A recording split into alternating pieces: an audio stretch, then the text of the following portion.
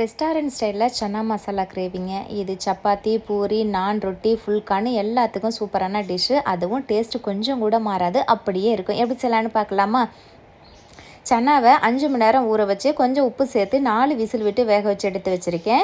கடாயில் 1 டீஸ்பூன் எண்ணெய் சேர்த்து சின்ன துண்டு பட்டை, கிராம்பு, ஏலக்காய், சீரகம், சோம்பு, கசகசா நல்லா பொரிஞ்சு வந்ததும் 2 தக்காளி, 2 பெரிய வெங்காயம், 2 டீஸ்பூன் தேங்காய், 5 முந்திரி சேர்த்து நல்லா கண்ணாடி பதம் அளவுக்கு வதக்கி விட்டுருங்க. ஒரு மிக்ஸி ஜாரில் மாற்றி அரைச்சி வச்சுக்கோங்க. அதே கடாயில் 3 டீஸ்பூன் எண்ணெய் சேர்த்து சின்ன துண்டு பட்டை, 2 கிராம்பு, 2 பச்சை மிளகாய், பெரிய வெங்காயம் சேர்த்து நல்லா வதங்கி வந்ததும் 1 டீஸ்பூன் இஞ்சி பூண்டு விழுது சேர்த்து வதக்கி விட்டுருங்க. இப்போ நம்ம அரைச்சி வச்ச விழுதையும் சேர்த்து அது கூட மல்லித்தூள், மிளகாய்த்தூள், மஞ்சள் தூள், கரம் மசாலா, தேவையான உப்பு சேர்த்து நல்லா எண்ணெய் பிரிஞ்சு வர அளவுக்கு வதக்கி விட்டுருங்க.